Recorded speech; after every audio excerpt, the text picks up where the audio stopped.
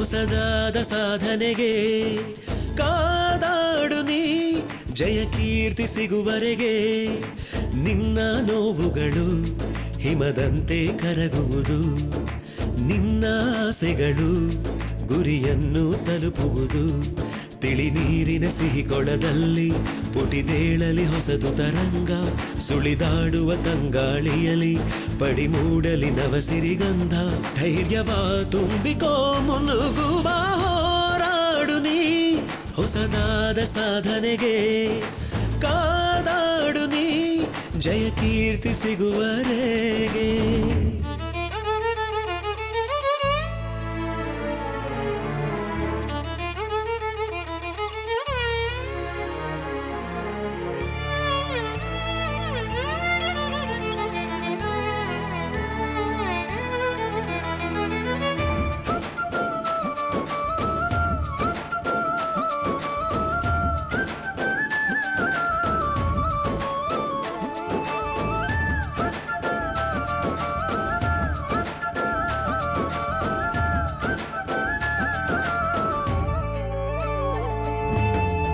ಹೆಣ್ಣೊಬ್ಬಳು ತಾ ಕಲಿತರೆ ಬೆಳಕೊಂದು ಉಜ್ವಲ ಉರಿದಂತೆ ಹೆಣ್ಣೊಬ್ಬಳ ಕಣ್ಣೀರದು ಮನೆಯನ್ನು ಪೂರ್ತಿ ಸುಡುವಂತೆ ಹೆಣ್ಣೊಬ್ಬಳು ನಗುತ್ತಿದ್ದರೆ ಸಂಸಾರ ಹಾಲ್ಜನು ಹರಿದಂತೆ ಹೆಣ್ಣೊಬ್ಬಳ ಅಳು ಮೋರೆಯೇ ಸುತ್ತೆಲ್ಲ ಹಾಳು ಸುರಿದಂತೆ ಹೆಣ್ಣೇರಿ ಶಕ್ತಿ ರೂಪ ಚಿಂತೆಯ ಬಿಟ್ಟು ಬಿಡು ಪನ್ನೀರ ಸಿಂಚನಕ್ಕೊಮ್ಮೆ ಮುಖವ ಒಡ್ಡಿಕೊಡು ಕರಿಗತ್ತಲ ಹಳೆ ಕೂಪವ ತೊರೆದು ಹೊಸದು ಬೆಳಕು ಬರಿಸು ಹೋರಾಡು ನೀ ಹೊಸದಾದ ಸಾಧನೆಗೆ ಓ ಕಾದಾಡು ನೀ ಜಯ ಕೀರ್ತಿ ಸಿಗುವರೆಗೆ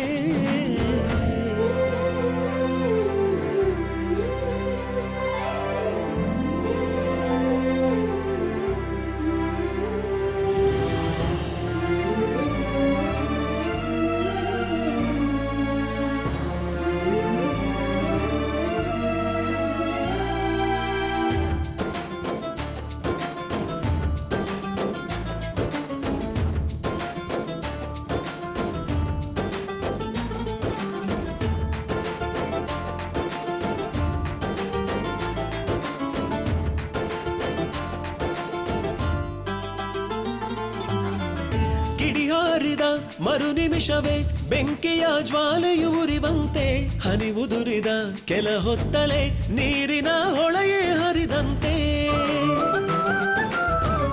ಬಿಡಿಕಾಗದ ಸೇರ್ದಾಗಲೇ ಇಡಿಯಾದ ಪುಸ್ತಕವಾದಂತೆ ಚೈನ್ನೊಡಗಳು ಸುತ್ತಾಡುತ್ತಾ ಮಧುವಿನ ಹುಟ್ಟನು ಕೊಡುವಂತೆ ಹೋರಾಟದ ನದಿ ನೀರೆಲ್ಲ ಸಾಗರವಾದೀತು ಜಡವಿದ್ದ ಕಣಕಣದಲ್ಲೂ ಜೀವ ತುಂಬಿತು ನೆಲೆಜಾರದೆ ತಲೆಬಾಗದೆ ಪುಟಿದು ಸೆಡೆದು ಭುಜವ ಒಡ್ಡುತ್ತಾ ಹೋರಾಡು ನೀ ಹೊಸದಾದ ಸಾಧನೆಗೆ ಓ ಕಾದಾಡು ನೀ ಜಯ ಕೀರ್ತಿ ಸಿಗುವರೆಗೆ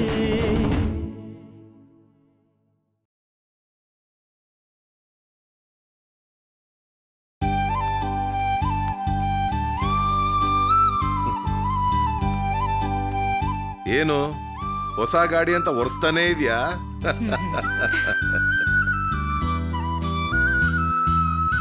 ದೀಪಾ, ಗಾಡಿ ಮೇಲೆ ಹಿಂಗೆಲ್ಲ ಯಾಕೆ ಬರ್ಸಿದ್ಯಾ? ನಾನೇ ನಿಂಗೆ ಕಾರ್ ಕೊಡ್ಸಿದ್ದೀನಿ. ನಿಮ್ಗಿರೋ ಫೆಸಿಲಿಟೀಸ್ಗೆ ನೀವು ಕೊಡ್ಸಿರೋ ಗಾಡಿ ನಂಗೆ ಫ್ಲೈಟ್ ಇದ್ದಾಗಪ್ಪ. ಹಾಗೇನಿಲ್ಲಮ್ಮ, ಸುಮ್ಮನೆ ಏನೇನೋ ಮಾತಾಡ್ಬೇಡ. ದೀಪಾ, ಇನ್ನೂ ರಿಜಿಸ್ಟ್ರೇಷನ್ ಮಾಡಿಸಿಲ್ವಾ? ಲೈಸೆನ್ಸ್ ತಗೊಂಡ್ ಬಂದಿಲ್ಲ ಅಪ್ಪ. 500 ರೂಪಾಯಿ ಕೊಟ್ರೆ ಲೈಸೆನ್ಸ್ ಕೊಡೋದು ಅಂತ ಹೇಳ್ತಾನೆ. ಅದಕ್ಕೆ 5 ಪೈಸಾನು ಕೊಡಲ್ಲ ಅಂತ ಹೇಳ್ಬಿಟ್ಟು ಬಂದೆ. ನೋಡೇ ಬಿಡ್ತೀನಿ ಅವನಾ ನಾನಾ ಅಂತ. ಏನ್ ಮಗಳೇ, ನೀನ್ ಹೋಗಿ ಅವನ ಹತ್ರ ಜಗಳ ಮಾಡ್ದ? ಬುದ್ಧಿಗಿದ್ದಿ ಇದೆಯಾ ನಿನ್ಗೆ? ನೀನ್ ನನ್ ಜೊತೆ ಬಾ, ನಾನು ಕೊಡಿಸ್ಕೊಡ್ತೀನಿ. ನೀವು ಸುಮ್ನಿರಿ ಅಪ್ಪ. ಅದೇ 500 ರೂಪಾಯಿ ಸಂಪಾದನೆ ಮಾಡಕ್ಕೆ ನೀವು ಹಗಲು ರಾತ್ರಿ ಎಷ್ಟು ಕಷ್ಟ ಪಡ್ತೀರಾ? ಅವನು ಒಂದ್ ರೂಮಲ್ಲಿ ಕೂತ್ಕೊಂಡು ಒಂದ್ ಗ್ರೀನ್ ಇಂಕಲ್ ಸೈನ್ ಮಾಡಕ್ಕೆ ಅವ್ನಿಗೆ 500 ರೂಪಾಯಿ ಕೊಡ್ಬೇಕಾ? ಗೌರ್ಮೆಂಟ್ ಏನಕ್ಕಪ್ಪ ಅವನಿಗೆ ಸಂಬಳ ಕೊಡುತ್ತೆ? ದೀಪಾ, ನೀನ್ ಕೇಳೋದ್ರಲ್ಲೂ ನ್ಯಾಯ ಇದೆಯಮ್ಮ.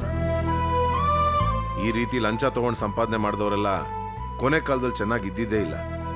ಬೇರೆಯವ್ರು ಮೋಸ ಮಾಡಿ ಸಂಪಾದನೆ ಮಾಡಿದ್ರೆ ಆ ಸಂತೋಷ ಸ್ವಲ್ಪ ದಿನಕ್ಕಷ್ಟೇ.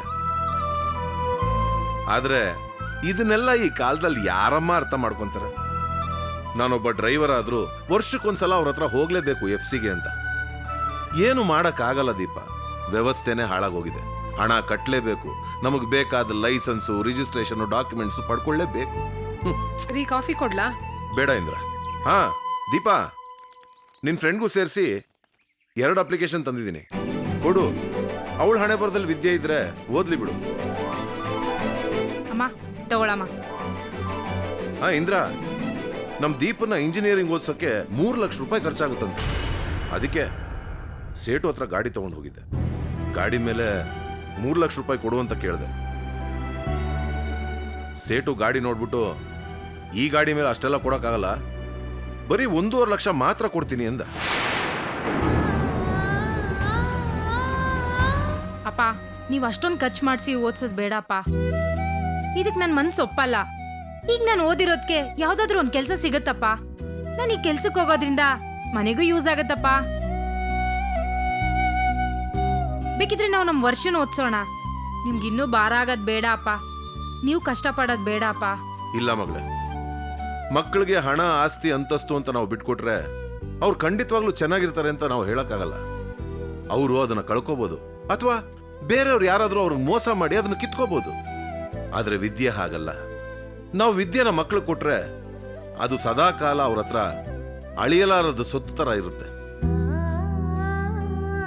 ತಂದೆಯಾಗಿ ನಿನ್ನನ್ನು ಓದಿಸೋದು ನನ್ನ ಕರ್ತವ್ಯ. ಅದೆಷ್ಟೇ ಕಷ್ಟ ಆಗ್ಲಿ ನಾನು ನಿನ್ನನ್ನು ಓದಿಸ್ತೀನಿ. ಆದ್ರೆ ನೀನು ಚೆನ್ನಾಗಿ ಓದ್ಬೇಕು, ಅದು ನಿನ್ ಜವಾಬ್ದಾರಿ. ನೋಡಮ್ಮ, ಕೊನೆ ಗಳಿಗೆಯಲ್ಲಿ ಹಣಕ್ಕೆ ಏನಾದ್ರೂ ತೊಂದರೆ ಆಯ್ತು ಅಂದ್ರೆ ನಾನು ಅದಕ್ಕೂ ಒಂದು ವ್ಯವಸ್ಥೆ ಮಾಡಿದ್ದೀನಿ. ನೀನೇನು ಯೋಚನೆ ಮಾಡ್ಬೇಡ. ಹಾ ದೀಪಾ, ತುಳಸಿಗೆ ಅಪ್ಲಿಕೇಶನ್ ಫಾರ್ಮ್ ಕೊಟ್ಬಿಟ್ಟು ಬಾ ಹೋಗು. ಸರಿಯಪ್ಪ, ನಾನು ಈಗಲೇ ಹೋಗ್ಬಿಡ್ತೀನಿ. ರೀ, ಅವಳನ್ನ ಓದ್ಸಕ್ಕೆ 3 ಲಕ್ಷ ಖರ್ಚಾಗತ್ತೆ ಅಂತ ಹೇಳ್ತಾ ಇದ್ದೀರಾ? ಆಗುತ್ತೆ. ಈಗ ನಮ್ಗಿದೆಲ್ಲ ಬೇಕಾ? ನೋಡು, ಅವಳು ಓದ್ತೀನಿ ಅಂತಿದ್ದಾಳೆ, ಓದ್ಲಿ ಬಿಡು. ಹಾಗಲ್ಲ ರೀ, ನಾ ಹೇಳೋದೇನು ಅಂದ್ರೆ, ಗಾಡಿ ಮೇಲೆ ಸಾಲ ತಗೊಂಡ್ ನೀವು ಅವಳನ್ನ ಓದಿಸ್ತೀನಿ ಅಂದ್ರು ನೀವು ದುಡಿಯೋ ಸಂಪಾದನೆ ಎಲ್ಲ ಗಾಡಿ ಸಾಲ ತೀರ್ಸಕ್ಕೆ ಆಗತ್ತೆ. ಜೊತೆಗೆ ಮನೆ ಬೇರೆ ನಡೆಸ್ಬೇಕು, ಇನ್ನೂ ಒಬ್ಬಳನ್ನ ಓದಿಸ್ಬೇಕು. ನಿಧಾನಕ್ಕೆ ಯೋಚನೆ ಮಾಡಿ. ನೋಡು ಇಂದ್ರ, ನಮ್ಮ ದೀಪ ಚೆನ್ನಾಗಿ ಓದ್ತಿದ್ದಾಳೆ. ಅವಳು ನಾನು ಚೆನ್ನಾಗಿ ಓದಿಸ್ಬೇಕು ಅಷ್ಟೇ, ಅದು ನನಗೆ ಮುಖ್ಯ. ಆದ್ರೆ ಅವಳೇ ಅದನ್ನ ಬೇಡ ಅಂತಿದ್ದಾಳಲ್ಲ. ಅಯ್ಯೋ, ನನಗೆ ಕಷ್ಟ ಆಗುತ್ತೆ ಅಂತ ಅವಳು ಹಾಗೆ ಹೇಳ್ತಿದ್ದಾಳೆ. ಏಯ್, ಭಿಕ್ಷೆ ಎತ್ತಾದ್ರೂ ಮಕ್ಕಳಿಗೆ ವಿದ್ಯೆ ಕಲಿಸು ಅಂತ ನಮ್ಮ ಹಿರಿಯರು ಹೇಳಿದ್ದಾರೆ. ಅದು ಯಾರು ಹೇಳು? ನಮ್ಮಂತವ್ರಿಗೆ ಕಣೆ, ಅರ್ಥ ಮಾಡ್ಕೋ. ರೀ, ನಾನೊಂದ್ ಮಾತು ಹೇಳಿದ್ರೆ ನೀವು ತಪ್ಪು ತಿಳ್ಕೊಳಲ್ಲ ತಾನೆ? ಹೇಳು. ಹೇಗಿದ್ರು ನಿಮ್ಮ ಅಣ್ಣ ಅನುಕೂಲವಾಗಿದ್ದಾರೆ, ಅವ್ರ ಹತ್ರನೇ ಹೋಗಿ ನಮ್ ದೀಪನ್ ಓದ್ಸಕ್ಕೆ ದುಡ್ಡು ಕೇಳಿದ್ರೆ ಆಯ್ತು.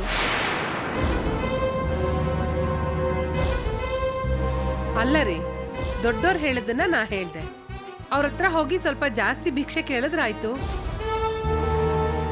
ನೋಡು ಇಂದ್ರ, ನನಗ್ ಕಷ್ಟ ಅಂತ ಸೇಟು ಹತ್ರ ಗಾಡಿ ತಗೊಂಡು ಹೋಗಿ 3 ಲಕ್ಷ ಕೇಳಿದೆ. ಬೇಜಾರಾಗ್ಲಿಲ್ಲ, ಮನ್ಸಾರ ಕೇಳಿದೆ. ಆದ್ರೆ ಒಡಹುಟ್ಟಿದವನು ಅಂತ ಅವನ ಹತ್ರ ಹೋಗಿ ಆಗಲ್ಲ ಕಣೆ. ನೋಡು, ಸಂಬಂಧದಲ್ಲಿ ಯಾವತ್ತು ನಾವು ಒಪ್ಪತ್ತಕ್ಕೆ ಬದುಕಿದ್ರೇನೆ ಮರ್ಯಾದೆ. ಕಷ್ಟ ಅಂತ ಸಾಲ ಕೇಳೋಕ್ ಹೋದ್ರೆ ಸರೋಗಲ್ಲ ಕಣೆ, ಸರೋಗಲ್ಲ.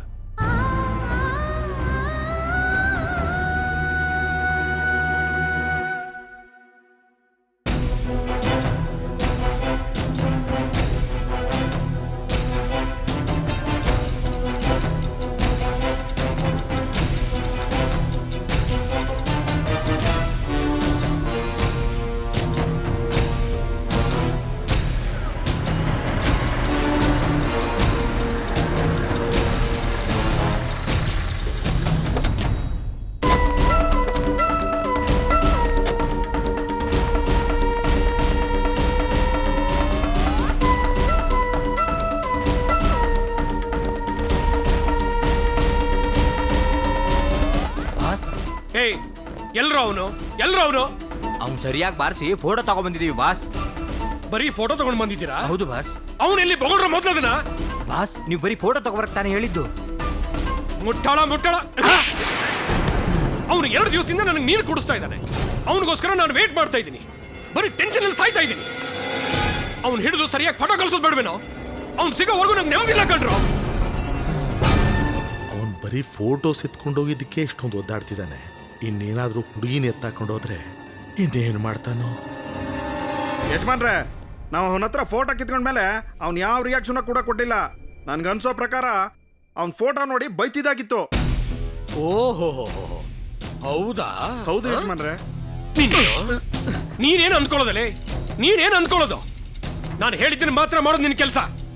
ಜಯರಾಜ್, ಅವತ್ತು ಬೈಕಲ್ಲಿ ಬಂದು ನಮ್ಮ ಗಾಡಿಗೆ ಅಡ್ಡ ಹಾಕಿದ್ನಲ್ವಾ, ನಿನ್ ಜೊತೆ ಬೇರೆ ಜಗಳ ಆಡಿದ್ದಾನೆ. ಫೋಟೋ ಕೂಡ ಎತ್ಕೊಂಡು ಹೋಗಿದ್ದಾನ ಅವನು. ಫೋಟೋ ನೋಡಿ ಬೈಯೋದಕ್ಕೆ ಇಷ್ಟೆಲ್ಲ ಮಾಡಿದ್ದು? ನೋಡೋ, ಇವ್ರಿಗೆಲ್ಲ ಬುದ್ಧಿ ಇಲ್ಲ, ನಿನಗಾದ್ರೂ ಬುದ್ಧಿ ಬೇಡವೇನೋ? ನಿನಗೆ ಈ ಕೆಲಸ ವಹಿಸಿದ್ದೆ ತಪ್ಪಾಗೋಯ್ತು. ನಿಮಗೆಲ್ಲ ಮಂಕ್ ಕವಿದಿದೆ. ಉಪ್ಪು ತಿಂದ ಮನೆಗೆ ನಿಯತ್ತಾಗಿರ್ಬೇಕನ್ನೋ ಜ್ಞಾನ ಬೇಡವೇನೋ ನಿಮ್ಗೆ?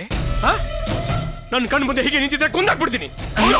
ಮದನ, ಹೋಗ್ಲಿ ಬಿಡಪ್ಪ, ಫೋಟೋಸ್ಗಳೆಲ್ಲ ತಂದು ಕೊಟ್ಟಿದ್ದಾರಲ್ಲ. ಇಲ್ಲಕ್ಕ, ಅವನನ್ನು ಹೀಗೆ ಬಿಟ್ರೆ ಅವನು ತೊಂದರೆ ಕೊಡ್ತಾನೆ ಇರ್ತಾನೆ. ಶುರುನಲ್ಲೇ ಕತೆ ಮುಗಿಸ್ಬಿಡ್ಬೇಕು. ಸರಿಯಪ್ಪ, ಈಗ ನೀನು ಹೋಗು. ಮುಂದೆ ಇಂಥದ್ದೇ ಸಮಸ್ಯೆ ಬಂದ್ರೆ ಆಗ ನೋಡೋಣ. ಏನಕ್ಕ, ಕೈಗೆ ಸಿಕ್ಕಿರೋದನ್ನ ಬಿಟ್ಟು ಬಂದು ಇಲ್ಲಿ ನಿಂತಿದ್ದಾರೆ. ಇವ್ರನ್ನ ಸುಮ್ಮನೆ ಬಿಟ್ಬಿಡು ಅಂತೀಯಾ? ತುಳಸಿ ಅಪ್ಪನ ಹತ್ರ ಕೇಳಿದ್ರೆ ಅವನ ಬಗ್ಗೆ ಏನು ಹೇಳದೆ ಮನೆ ಮಾಡಿಸ್ತಿದ್ದಾನೆ. ಇವ್ರು ನೋಡಿದ್ರೆ ಗರುಡಗಂಬ ತರ ನಿಂತಿದ್ದಾರೆ. ನಾನು ಅವನ ಫೈಲ್ನ ಕ್ಲೋಸ್ ಮಾಡಬೇಕು ಅಂತಿದ್ರೆ ಇವರು ನನ್ನ ಲೈಫ್ನ ಕ್ಲೋಸ್ ಮಾಡಬೇಕು ಅಂತಿದ್ದಾರೆ.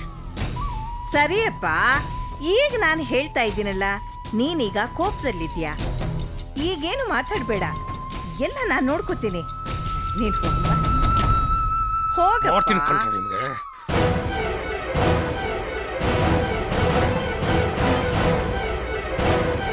ಏನ್ರಪ್ಪ, ನನ್ನ ತಮ್ಮನ ಬಗ್ಗೆ ನಿಮಗ್ ಗೊತ್ತಿದೆ ತಾನೇ? ಅವನ್ನ ಇಲ್ಲಿಗೆ ಎಳ್ಕೊಂಡು ಬರ್ಬೇಕಾಗಿತ್ತು. ಇಲ್ಲ, ಅವನ್ ಯಾರು ಏನು ಅನ್ನೋದನ್ನ ವಿಚಾರ ಮಾಡ್ಕೊಂಡು ಬರ್ಬೇಕಾಗಿತ್ತು. ಛೇ, ಸರಿ, ಆಗಿದ್ದಾಗೋಯ್ತು. ಈಗ್ಲಾದ್ರೂ ಹೋಗಿ ಅವನ್ ಯಾರು ಏನು ಅನ್ನೋದನ್ನ ವಿಚಾರಿಸ್ಕೊಂಡು ಬನ್ನಿ. ಹೋಗಿ. ಸರಿ ಬರ ನೋಡಿರ.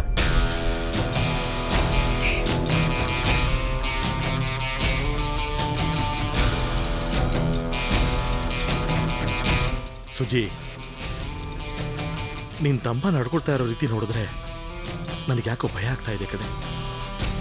ಫೋಟೋ ಏನು ಅಕಸ್ಮಾತಾಗಿ ಎಕ್ಸ್ಚೇಂಜ್ ಆಯಿತು, ಅದಕ್ಕೆ ಇಷ್ಟೆಲ್ಲ ಗಲಾಟೆ ಮಾಡೋದಾ? ಸರಿ, ಫೋಟೋಸ್ ವಾಪಸ್ ತಗೊಂಡ್ಬಂದಿದ್ದಾರೆ, ಅಲ್ಲಿಗೆಲ್ಲ ಮುಗೀತು ಅಂತ ಸುಮ್ಮನೆ ಆಗ್ಬೇಕು ತಾನೆ. ಕೆಲಸ ಇಲ್ಲದೆ ಇರೋ ಥರ ಅವ್ನು ಕರ್ಕೊಂಬನಿ ಅಂತ ಗಲಾಟೆ ಮಾಡ್ತಾ ಇದ್ದಾನೆ. ಇದಕ್ಕೇನೇ ಅರ್ಥ? ಇವನು ಒದ್ದಾಡೋದು ನೋಡಿದ್ರೆ ಆ ಹುಡುಗನ್ನ ಸುಮ್ಮನೆ ಬಿಡೋ ಹಾಗೆ ಕಾಣ್ತಿಲ್ಲ. ಇವನಿಂದ ಆ ಕುಟುಂಬಕ್ಕೆ ಇನ್ನೂ ಏನೇನು ಸಮಸ್ಯೆ ಕಾದಿದೆಯೋ ಏನೋ. ಇಷ್ಟ ಚಿಕ್ಕ ವಿಷಯಕ್ಕೆ ಆ ಹುಡುಗಿಗೆ ಲವ್ ಇರ್ಬೋದೇನೋ, ಅದಕ್ಕೆ ಆ ಹುಡುಗ ಫೋಟೋ ತೊಗೊಂಡೋಗಿದ್ದಾನೆ ಅಂತ ಇವನು ಮನಸ್ಸಲ್ಲೇ ಸ್ಕ್ರೀನ್ ಪ್ಲೇ ಮಾಡ್ಕೊಂಡಿದ್ದಾನೆ. ನೋಡು ಸುಜಿ, ಇವನಿಗೆ ವಯಸ್ಸಾಯ್ತು, ಆ ಕಾಂಪ್ಲೆಕ್ಸ್ ಇವನಿಗೆ ಬಂದಿದೆ, ಅದಕ್ಕೆ ಹೀಗೆಲ್ಲ ಆಡ್ತಾ ಇದ್ದಾನೆ. ಮೊದಲೇ ಹೆಂಡತಿ ಮೇಲೆ ಮದುವೆ ಆದ್ಮೇಲೆ ಸಂಶಯ ಶುರು ಮಾಡ್ದ, ಆದ್ರೆ ಈ ಹುಡುಗಿ ಮೇಲೆ ಮದುವೆಗೆ ಮುಂಚೆನೇ ಸಂಶಯ ಶುರು ಮಾಡಿದ್ದಾನೆ. ಇದೆಲ್ಲ ಹೋಗ್ಬಿಟ್ಟು ಗೊತ್ತಿಲ್ಲ. ಮೊದಲನೇ ಹೆಂಡತಿ ಕಡೆಯವರು ಇವನ್ ಮೇಲಿನ ಭಯದಿಂದ ಇವನ್ನ ಸುಮ್ಮನೆ ಬಿಟ್ರು. ಇವರು ಹಾಗೆ ಇರ್ತಾರೆ ಅಂತ ಹೇಗೆ ಹೇಳಕ್ ಸಾಧ್ಯ? ನಾಳೆ ಏನಾದ್ರೂ ಗಲಾಟೆ ಆಗಿ ಪೊಲೀಸು ಕೇಸು ಗೀಸು ಅಂತಾದ್ರೆ ಈ ಮದುವೆಗೆ ಮುಂದೆ ನಿಂತಿರೋದು ನೀನ್ ತಾನೇ. ಮೊದಲು ನಿನಗೆ ಹಬ್ಬ, ಆಮೇಲೆ ಅವನಿಗೆ ಹಬ್ಬ. ಅದಕ್ಕೆ ಕೊನೆಯ ಸಲ ನಿನಗೆ ಹೇಳ್ತಾ ಇದ್ದೀನಿ, ಈ ವಿಷಯದಲ್ಲಿ ನೀನ್ ತಲೆ ಹಾಕ್ದೇ ಇರೋದು ಒಳ್ಳೇದು. ಹಾಗೆಲ್ಲ ಏನೂ ಆಗಲ್ಲ. ಅದೇನೇ ಬಂದ್ರು ನಾನ್ ನೋಡ್ಕೋತೀನಿ. ನಿಮ್ ಕೆಲ್ಸ ನೀವು ನೋಡ್ಕೊಳ್ಳಿ. ನನಗೆ ಉಪದೇಶ ಮಾಡಕ್ ಬರ್ತಾರೆ. ಸರಿ, ನನ್ನ ಕರ್ತವ್ಯ ಅಂತ ನಾನು ಹೇಳೋಕ್ ಬಂದೆ. ತಮ್ಮನ್ ಪಾಪದಲ್ಲಿ ಇವಳ್ದು ಪಾಲಿದೆ ಅನ್ಸುತ್ತೆ. ಅದನ್ನ ಅವಳೇ ಅನುಭವಿಸ್ಬೇಕು ಅಂತ ವಿಧಿ ನಿಯಮ ಇದ್ರೆ ಅದನ್ನ ಯಾರಿಂದ ತಡೆಯೋಕ್ ಸಾಧ್ಯ?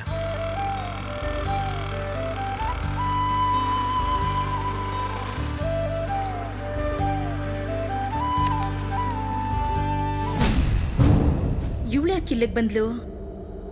ಅಯ್ಯೋ, ಮೊದಲೇ ಕೆಟ್ಟ ಬಾಯಿ ಇವಳದು. ಏನಾದರೂ ಮಾತಾಡಿ ತುಳಸಿ ಮನ್ಸನ್ನ ಬದಲಾಯಿಸ್ಬಿಡ್ತಾಳೆ ಇವಳು. ಮೊದಲು ಇವಳು ತುಳಸಿ ನೋಡ್ದಿರೋ ಹಾಗೆ ಮಾಡಬೇಕು. ದೀಪಾ ದೀಪಾ ಹೇಗಿದ್ಯಮ್ಮ? ಚೆನ್ನಾಗಿದ್ದೀನಿ ಆಂಟಿ. ಏನಿದು? ತುಳಸಿಗೆ ಇಂಜಿನಿಯರಿಂಗ್ ಅಪ್ಲಿಕೇಶನ್ ತಗೊಂಡ್ ಬಂದೆ ಆಂಟಿ. ನಮ್ಮಪ್ಪ ಅವಳಿಗೂ ಒಂದು ಅಪ್ಲಿಕೇಶನ್ ತಗೊಂಡ್ ಬಂದಿದ್ರು, ಕೊಟ್ಟೋಗೋಣ ಅಂತ ಬಂದೆ. ತುಳಸಿ ಮನೇಲಿಲ್ಲ ಅನ್ಸುತ್ತೆ. ಅವಳು ಎಲ್ಲೋ ಹೊರಗಡೆ ಹೋಗಿ ಬರ್ತೀನಿ ಅಂದ್ಲು. ನಿಮ್ಮನೆಗೆ ಹೋಗಿದ್ದಾಳೆ ಅನ್ಕೊಂಡೆ, ಬರ್ಲಿಲ್ವಾ? ಇಲ್ಲ ಆಂಟಿ. ಸರಿ ಆಂಟಿ, ತುಳಸಿ ಬಂದ ತಕ್ಷಣ ಈ ಅಪ್ಲಿಕೇಶನ್ ಕೊಟ್ಬಿಡಿ. ಸರಿ, ನಾಳೆ ಬರ್ತೀನಿ. ಆಯ್ತಾಯ್ತು.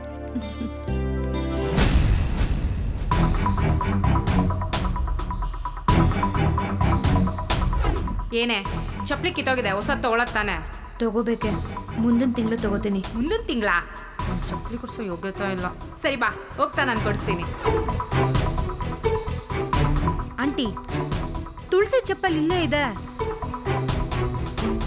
ಗೊತ್ತಿಲ್ಲಮ್ಮ, ಅದು ಅವಳು ಬೇರೆ ಚಪ್ಪಲಿ ಹಾಕೊಂಡು ಹೋಗಿರ್ಬೋದು. ಸರಿ, ನಾನು ಅಜ್ಜಿನ ಮಾತಾಡ್ಸ್ಕೊಂಡು ಹೋಗ್ತೀನಿ. ನಾನು ಅವತ್ತು ಅವ್ರನ್ನ ಮಾತಾಡ್ಸಕ್ಕಾಗಿಲ್ಲ. ಇರು ಇರು, ಅಜ್ಜಿ BP ಮಾತ್ರೆ ತಗೊಂಡು ಮಲ್ಕೊಂಡಿದ್ದಾರೆ. ನಾಳೆ ನೀನು ತುಳಸಿ ನೋಡಕ್ ಬರ್ತೀಯಲ್ಲ, ಅವಾಗ ಮಾತಾಡ್ಸು, ಸರಿನಾ? ಏನಮ್ಮ?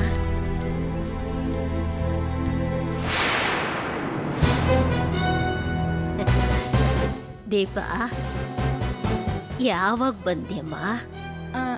ನೀವು ನಿದ್ದೆ ಮಾಡ್ತಿದ್ರಲ್ಲ. ರಾತ್ರಿನೇ ನಂಗೆ ನಿದ್ದೆ ಬರಲ್ಲ, ಇನ್ನು ಹಗಲಲ್ಲಿ ನಿದ್ದೆ ಬರುತ್ತಾ ಹೇಳು? ದೀಪ, ನೀನ್ ಚೆನ್ನಾಗಿದ್ಯಮ್ಮ? ಚೆನ್ನಾಗಿದ್ದೀನಿ ಅಜ್ಜಿ. ತುಳಸಿ ನೋಡಕ್ಕೆ ಅಂತ ಬಂದೆ. ತುಳಸಿ ಮನೇಲಿಲ್ಲ ಅಂತ ಹೇಳಿದ್ರು. ಅವಳು ನಾನು ಹೊರಗಡೆ ಹೋಗುವಾಗ ಮನೇಲಿ ಇರ್ಲಿಲ್ಲ, ಇವಾಗ ಬಂದಿರ್ಬೇಕು ನೋಡಮ್ಮ. ತುಳಸಿನ ನಾನೇ ಹೋಗಿ ನೋಡ್ತೀನಿ.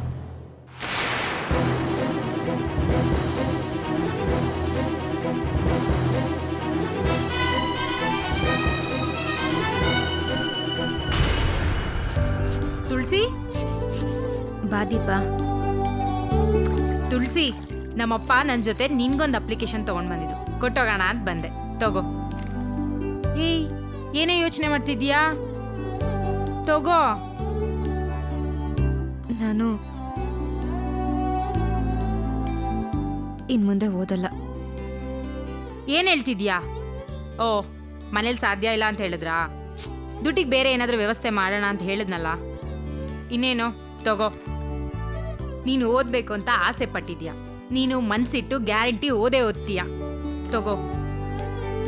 ನಾನು ಮಾತಾಡ್ತಾನೆ ಇದ್ದೀನಿ, ನೀನೇನು ಉತ್ತರನೇ ಕೊಡ್ತಿಲ್ಲ. ಇವಳು ಆಸೆ ಪಟ್ಟಿದ್ದು ಹೇಗಮ್ಮ ಈಡೇರುತ್ತೆ? ಯಾಕಜ್ಜಿ ಹಾಗೆ ಹೇಳ್ತಿದ್ಯಾ? ಮನೆಯವರೆಲ್ಲ ಸೇರಿ ಅವಳಿಗೆ ಮದುವೆ ಮಾಡ್ಬೇಕು ಅಂತ ತೀರ್ಮಾನ ಮಾಡ್ಬಿಟ್ಟಿದ್ದಾರೆ. ಮದ್ವೆನಾ? ಏನ್ ಹುಡುಗಾಟ ಆಡ್ತಿದ್ದೀರಾ ಅಜ್ಜಿ? ನಾನು ಹುಡುಗಾಟ ಆಡ್ತಿಲ್ಲಮ್ಮ, ನಿಜನೇ ಹೇಳ್ತಿದ್ದೀನಿ. ಏ ತುಳಸಿ, ಅಜ್ಜಿ ಹೇಳ್ತಿರೋದ್ ನಿಜಾನಾ? ಏಯ್, ಏನೇ ನಡೀತಿದೆ? ನನ್ಗ್ಯಾಕೆ ಇದನ್ನೆಲ್ಲ ಹೇಳಲಿಲ್ಲ? ಅಜ್ಜಿ, ಇವಳು ಮದ್ವೆಗೆ ಈಗೇನ್ ಅಜ್ಜಿ ಅವಸರ? ಇವಳು ಎಂತ ಗುರಿ ಇಟ್ಕೊಂಡಿದ್ದಾಳೆ ನಿಮಗ್ ಗೊತ್ತಾ? ಈಗೇನಾದ್ರೂ ಇವಳು ಮದ್ವೆ ಆದ್ರೆ ಅದೆಲ್ಲ ಹಾಳಾಗಲ್ವಾ ಅಜ್ಜಿ? ಇವಳು ಹಣೆ ಬರನಮ್ಮ, ಯಾರಿಂದ ಬದಲಾಯಿಸಕ್ಕಾಗುತ್ತೆ ಹೇಳು? ಏ ತುಳಸಿ, ನಿನಗ್ ಬುದ್ಧಿ ಇಲ್ವಾ? ಅವ್ರೇನೋ ಹೇಳ್ಬಿಟ್ರು ಅಂತ ನೀನ್ ಕೋಲೆ ಬಸವಂತರ ತಲೆ ಅಲಾಡ್ಸ್ಬಿಟ್ಯಾ? ಅದೆಲ್ಲ ಇರ್ಲಿ, ಮದುಮಗ ಯಾರಜ್ಜಿ? ಮದುಮಗನ ಮೋದಿ ಮಗ ಆಗಿರೋನೊಬ್ಬ ಬಂದಿದ್ದಾನೆ, ಅವನ್ನ ಮದುಮಗ ಅಂತ ಕರಿಬೇಕಾ? ಏನಜ್ಜಿ ನೀನ್ ಏನ್ ಹೇಳ್ತಿದ್ಯಾ? ನಂಗೊಂದು ಅರ್ಥ ಆಗ್ತಿಲ್ಲ. ತುಳಸಿ, ಅಜ್ಜಿಗೇನೇ ಆಯ್ತು? ನೋಡ್ದೆ ತುಳಸಿ, ನನಗೇನಾಯ್ತು ಅಂತ ದೀಪ ಕೇಳ್ತಿದ್ದಾಳೆ. ಸುಮ್ಮನೆ ಇದ್ದೇ ಈ ಸ್ಥಿತಿಗೆ ಬಂದಿದ್ದೀವಿ. ಇನ್ ಮುಂದೆ ನೀನ್ ಸುಮ್ಮನಿರೋ ಹಾಗೆ ನನ್ನ ಕೈಲಿರಕ್ಕಾಗಲ್ಲಮ್ಮ. ತುಳಸಿ, ಮದ್ವೆ ಆಗಕ್ ಬಂದಿರೋದು ಯಾರೇ?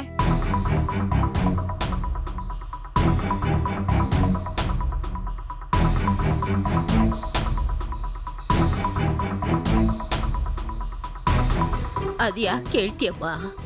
ಅದು ಆ ಬಡ್ಡಿ ಮಗ ಮದನ್ ಗೋಪಾಲನಮ್ಮ, ಅದೇ ಆ ಬ್ರೇಕ್ ಇನ್ಸ್ಪೆಕ್ಟ್ರಮ್ಮ.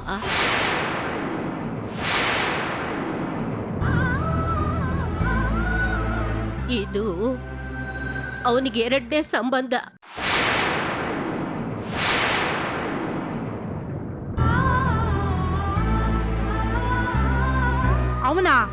ಅವನ ಜೊತೆ ನಾ ಮದುವೆ ಮಾಡ್ಸಕ್ ಹೊರಟಿರೋದು. ಅವನ ವಿಷಯ ನಮ್ಮಪ್ಪ ನಂಗೆ ತುಂಬಾ ಹೇಳಿದಾರಜ್ಜಿ. ಅವನ ಹೆಂಡತಿ 2-3 ವರ್ಷದಿಂದ ಬೆಂಕಿ ಹಚ್ಕೊಂಡು ಸುಟ್ಟು ಸತ್ತೋದ್ಲಂತೆ.